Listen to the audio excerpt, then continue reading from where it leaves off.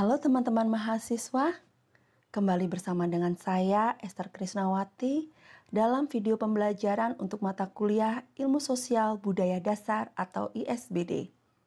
Ini merupakan video pertama untuk mata kuliah ISBD yang akan membahas tentang topik manusia makhluk membudaya. Mari kita belajar bersama melalui video pembelajaran ini. Selamat belajar dan selamat menyaksikan. Manusia makhluk yang membudaya.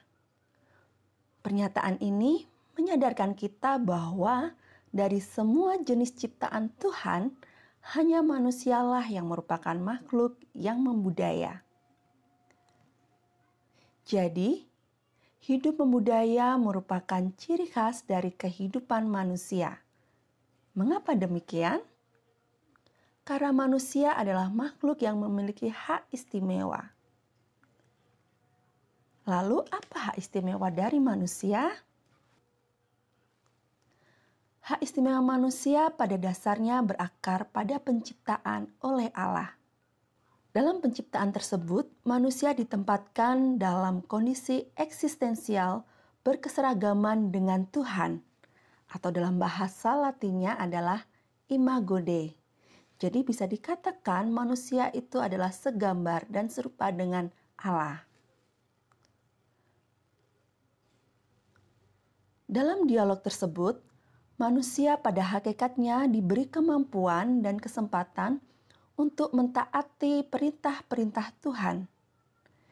Disinilah manusia menerima mandat dari Tuhan untuk berkuasa atas segala sesuatu yang ada di bumi dan mengelolanya dengan sebaik-baiknya, dan untuk menjalankan mandat tersebut, maka manusia juga diberikan kemampuan untuk mengelola realitas bagaimana yang Tuhan berikan di alam semesta ini. Dalam kondisi tersebut, segala sesuatu yang dipikirkan dan dikerjakan dalam kegiatan membudayanya dapat dipertanggungjawabkan di hadapan Allah. Artinya, segala sesuatu yang sudah kita lakukan di bumi ini, apapun yang kita kerjakan, nantinya kita harus bertanggung jawab kepada Tuhan. Dengan hak istimewanya, manusia berkemampuan untuk mengenal dan mengerti sifat dirinya sendiri, sifat lingkungan hidupnya, lingkungan sesamanya, bahkan lingkungan alamnya, dan juga lingkungan supra-alamnya. Semuanya dilakukan sebagaimana landasan untuk mengatur hidup manusia. Nah, sebagai pribadi yang istimewa ini, setiap orang tentunya merasa berharga, berkeinginan berhasil di dalam hidupnya, berkeinginan untuk dihormati, untuk dihargai, dan juga untuk disenangi oleh sesamanya. Oleh karenanya, sebagai pribadi yang merasa memiliki kehormatan dan yang mampu membedakan kebaikan dan keburukan, setiap manusia ini menolak untuk diperlakukan sebagai benda atau dipergunakan sebagai alat. Nah, manusia tidak ingin diperdaya untuk kepentingan-kepentingan yang tidak memanusiakan manusia. Itulah yang dikatakan oleh para pemikir sosial budaya ketika mereka mengemukakan dan mengedepankan persoalan tentang hak-hak asasi manusia. Oleh karena itu, manusia menjalani kehidupannya secara berlangsung dengan mengarungi arus-arus proses kehidupan. Jadi di sini ada proses-proses kehidupan yang harus dijalani oleh manusia ketika mereka masih hidup di bumi ini. Atau kita bisa menyebutnya dengan istilah imanensi. Nah, dalam menjalani proses kehidupan ini, seringkali dalam diri manusia itu muncul kemampuan untuk memberikan suatu penilaian atau transendensi. Nah, dari penilaian-penilaian yang dilakukan oleh manusia, manusia bisa melakukan suatu perubahan di dalam hidupnya jika itu tidak sesuai dengan apa yang dia harapkan. Nah, ketika dalam posisi imanensi dan transendensi ini, muncullah yang namanya ketegangan di dalam kehidupan manusia. Ketegangan inilah yang kemudian memunculkan yang namanya kebudayaan, gitu ya. Jadi kebudayaan ini sebagai bagian dari ketegangan antara imanensi, yaitu serba terkurung, dan transendensi atau posisi di mana mengatasnamakan sesuatu, dapat dipandang sebagai ciri khas keistimewaan kehidupan manusia. Jadi budaya ini muncul ketika orang menjalani proses kehidupan, dan di dalam proses kehidupannya manusia ini memberikan penilaian-penilaian di dalam hidupnya. Muncullah kebudayaan. Kemudian yang menjadi pertanyaan kita adalah bagaimana kita memahami hakikat manusia. Di sini untuk memperoleh dasar pembenaran yang kokoh bagi penglihatan kita terhadap realitas bahwa manusia merupakan satu-satunya jenis makhluk yang hidupnya berasaskan kebudayaan, maka kita perlu melihat bagaimana realitas kehidupan manusia yang berasaskan kebudayaan. Nah, disinilah kita bisa menggunakan suatu metode untuk melihat hakikat manusia, yaitu dengan metode fenomenologi. Kita sering mendengar kata fenomenologi. Fenomenologi berasal dari kata kerja, yaitu fenomenon yang bermakna sesuatu yang nampak, yang terlihat karena bercahaya atau bersinar. Atau dalam bahasa Indonesia, fenomenon sama artinya dengan gejala. Jadi fenomenologi ini berarti uraian atau percakapan tentang fenomena, uraian tentang sesuatu yang mengejala atau yang menampakkan diri. Jadi, untuk dapat menangkap intisari bahwa manusia makhluk yang membudaya, maka dalam melihat fenomena manusia, kita perlu menahan berbagai pandangan penghakiman terhadap diri manusia. Karena apa? Karena seringkali kita sering mendapatkan penghakiman-penghakiman dari orang lain. Nah, untuk bisa melihat hakikat manusia yang sesungguhnya, kita harus melepaskan diri dari penghakiman-penghakiman tersebut. Pandangan-pandangan penghakiman seperti apakah yang seringkali kita dengarkan? Misalnya, pandangan bahwa manusia itu bernaluri ekonomis, seperti pandangan yang disampaikan oleh Marx. Lalu, pandangan manusia bahwa manusia itu bernaluri untuk kekuasaan, seperti pandangan dari Nietzsche. Atau manusia itu adalah makhluk yang bernaluri seksual, seperti pandangan dari Freud. Nah, pandangan-pandangan itulah yang harus kita lepaskan supaya kita bisa melihat fenomena yang sesungguhnya di dalam kehidupan manusia untuk mengetahui hakikat manusia yang sesungguhnya. Jadi, lihatlah manusia semata-mata sebagai manusia sebelum kita mencoba menemukan unsur-unsur yang niscaya, hakiki, esensial yang oleh karenanya fenomena manusia bersifat sebagai makhluk yang membudaya. Sebagai manusia yang membudaya, unsur-unsur apa sajakah yang menjadi ciri khas dari manusia yang membudaya tersebut? Kuncoro Ningrat menyebutkan bahwa ada 7 unsur esensial manusia yang membudaya. Yang pertama adalah bahasa. Bahasa di sini menjadi salah satu unsur esensial dalam manusia yang membudaya. Mengapa bahasa? Karena di dalam kehidupan manusia, ketika dia berinteraksi, ketika dia membangun hubungan dengan orang lain, ketika dia berkelompok dengan orang lain, bahasa inilah yang menjadi alat untuk manusia dapat berkomunikasi satu dengan yang lainnya. Yang dimaksud bahasa di sini adalah bahasa verbal, yaitu bahasa yang kita ucapkan, dan juga bahasa nonverbal, yaitu bahasa-bahasa yang muncul dari simbol-simbol, ekspresi manusia, gestur manusia, dan segala sesuatu yang manusia gunakan. Jadi di sini bahasa menjadi peran penting untuk manusia bisa membangun komunikasi yang baik dengan manusia yang lainnya.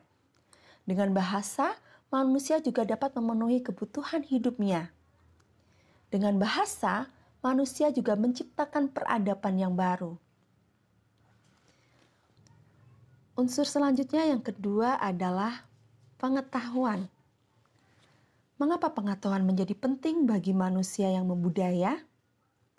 Karena pengetahuan itu melekat dalam pikiran manusia. Manusia hidup dengan pengetahuan yang dia miliki. Karena manusia harus terus berpikir, manusia harus terus mengembangkan akal budinya.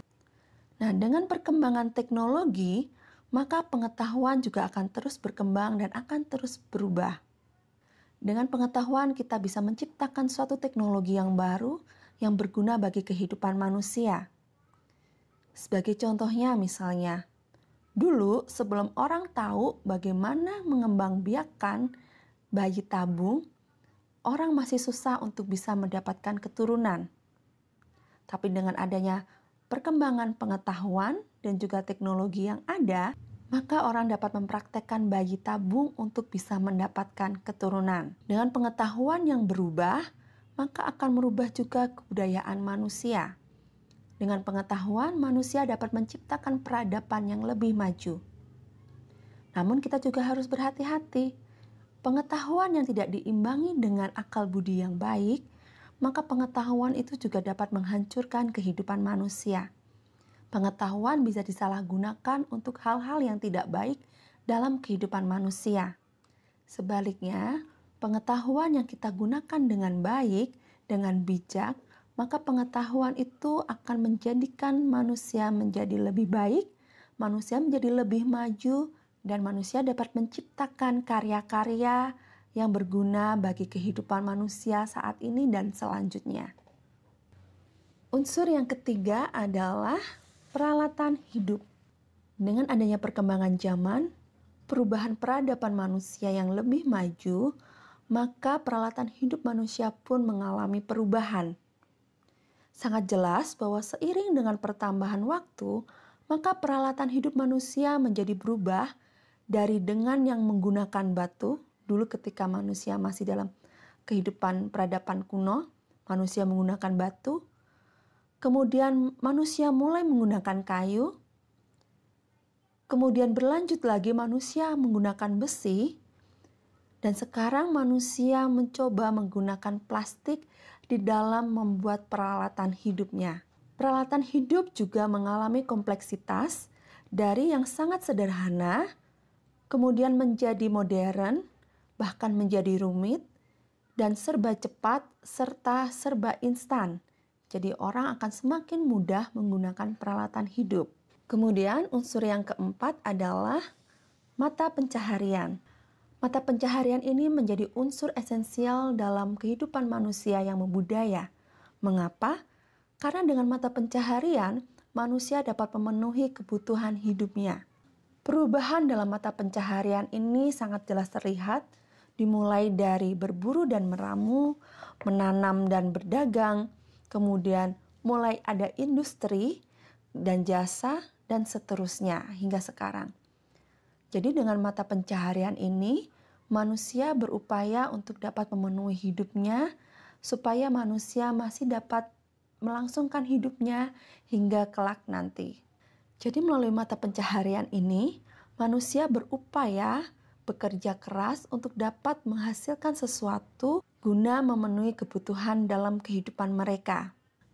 Unsur selanjutnya yang kelima adalah organisasi sosial. Dalam kehidupan bermasyarakat, manusia tidak terlepas dari yang namanya organisasi sosial. Manusia dilingkupi oleh organisasi sosial yang ada di dalam lingkungan masyarakatnya. Dari yang bentuk sederhana, mulai dari RT, RW, kemudian nanti ada kelurahan, ada kecamatan, ada kabupaten, hingga ke pemerintahan pusat. Nah, manusia hidup di dalam organisasi sosial tersebut. Tidak hanya dalam lingkungan masyarakat, dalam lingkungan bekerja pun manusia juga akan berhadapan dengan organisasi sosial. Dalam lingkungan sekolah pun juga sama. Misalnya dalam perguruan tinggi itu ada SMF, ada BPMF, ada kelompok-kelompok bakat minat, di mana mahasiswa dapat bergabung di situ, mengembangkan bakat minatnya, belajar untuk berorganisasi, sehingga ketika mereka terjun dalam lingkungan masyarakat, mereka sudah siap untuk berorganisasi dalam lingkungan masyarakatnya. Jadi dalam rangka menata kehidupan manusia, manusia mencoba mengorganisir diri untuk melakukan interaksi dan juga transaksi. Nah, organisasi sosial ini mengalami dinamika dalam struktur dan tatanan yang diciptakan oleh manusia. Jadi dapat dikatakan bahwa manusia tidak bisa lepas dari yang namanya organisasi sosial karena manusia hidup dan tinggal dalam organisasi sosial. Kemudian unsur yang keenam adalah religi. Mengapa religi menjadi unsur esensial dalam manusia yang membudaya? Pertama yang harus dipahami di sini adalah bahwa Tuhan tidak menciptakan agama. Perlu diingat-ingat ya teman-teman, bahwa Tuhan tidak menciptakan agama. Jadi, agama itu adalah ciptaan manusia dalam rangka melakukan hubungan dengan Sang Pencipta. Sehingga dapat dimengerti di sini bahwa cara beragama itu tentunya berbeda-beda. Tetapi satu tujuan, yaitu kepada Sang Pencipta. Jadi, agama di sini penting di dalam kehidupan manusia supaya kehidupan manusia teratur dan selaras sesuai dengan apa yang dikehendaki oleh Sang Pencipta. Manusia bisa menentukan mana yang harus dilakukan, mana yang tidak harus dilakukan. Manusia dapat menentukan mana yang baik dan mana yang buruk. Manusia juga dapat mensyukuri apa yang sudah dia terima di dalam hidupnya, apa yang sudah dia lakukan di dalam hidupnya. Jadi, agama merupakan salah satu cara untuk manusia dapat membangun hubungan yang baik, untuk manusia dapat berkomunikasi dengan Sang Penciptanya. Unsur yang terakhir, yaitu yang ketujuh, adalah kesenian. Nah, mengapa seni itu penting di dalam kehidupan manusia yang membudaya? Yang perlu diingat adalah tidak ada seni kalau tidak ada manusia. Karena apa? Karena manusialah yang menciptakan seni itu. Manusia hidup dalam seni. Manusia menjalani kehidupannya dengan seni. Dan pasti akan berbeda-beda antara kehidupan manusia yang satu dengan kehidupan manusia yang lain. Manusia menciptakan seni sesuai dengan ilmu pengetahuan dan tuntutan materi dan materi yang diciptakannya. Dengan demikian, seni ini adalah produk manusia yang membudaya. Seni itu beragam dan tidak dapat dinilai. Seni itu yang jelek dan seni itu yang bagus. Karena sifat dari seni adalah relatif. Dan penilaian terhadap seni itu tergantung dari bagaimana cara berpikir dari manusia itu sendiri. Nah, itulah ketujuh unsur esensial manusia yang membudaya, di mana ketujuh unsur tersebut harusnya dapat berjalan dengan seimbang, berjalan bersama-sama, supaya kehidupan manusia menjadi seimbang, selaras, dan menjadi lebih baik. Berdasarkan tujuh unsur esensial manusia membudaya tersebut, kita bisa melihat dan memahami bahwa manusia itu berbeda betul secara hakiki dengan makhluk lainnya, yaitu makhluk yang bisa berbicara dan mampu mengisyaratkan, mampu berpikir. Manusia itu berpengetahuan, menentukan sikap, mencintai, menguasai alam semesta, mengabdikan dirinya pada sesuatu cita-cita, dan bertendensi ke arah yang mutlak berkat kesegambarannya dengan Allah. Di sisi lain, manusia juga bisa merasakan kecemasan, bahkan mengenal putus asa. Berkat kesegambarannya dengan Allah, manusia merupakan makhluk hidup yang dibekali kemampuan mengetahui serta menyadari eksistensinya, dan diperlengkapi dengan kesadaran bahwa dirinya berada dalam dunia, berada di tengah-tengah hidup orang lain, dan berada di tengah-tengah peristiwa. Manusia sebagai pribadi yang berkesadaran menyadari bahwa kesatuan mereka dengan alamnya yang tercermin dalam kehidupan sosial budayanya serta dalam tingkah lakunya melalui etisnya, dalam kesadaran keterikatan kosmologis atau kesatuan ekologis ini, manusia selaku pribadi senantiasa berada serba dalam situasi dan kondisi. Artinya, manusia mampu menyesuaikan diri dengan sesamanya, manusia mampu menyesuaikan diri dengan lingkungannya, dan manusia mampu untuk menjadi peka terhadap lingkungannya.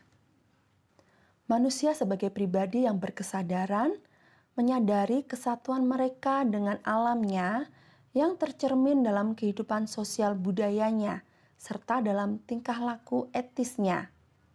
Berkaitan dengan kesadaran tersebut, pada esensinya manusia mampu mentransendensikan segala hal yang ditemuinya sebagai fakta-fakta. Nah, fakta-fakta di sini bukan hanya segi-segi yang bersifat alam materi atau lingkungan fisik saja, namun juga berupa tradisi-tradisi, norma-norma, adat istiadat, kaidah-kaidah yang semuanya merupakan warisan dari generasi sebelumnya yang mereka inginkan untuk terus dikembangkan atau terus dilestarikan oleh generasi berikutnya. Melalui pemaparan materi yang sudah saya sampaikan tadi, dapat disimpulkan bahwa manusia dalam cahaya fenomenologi merupakan makhluk berkesadaran, berpikir, mampu mengenal serta merasakan segala sesuatu dan berkehendak bebas. Jadi kesemuanya berakar pada kesegambaran manusia dengan Allah Sang Pencipta yang telah memberikan hak istimewa kepada manusia sehingga manusia dimampukan untuk mentransendensikan segala fakta kehidupan yang mengurungnya secara imanen.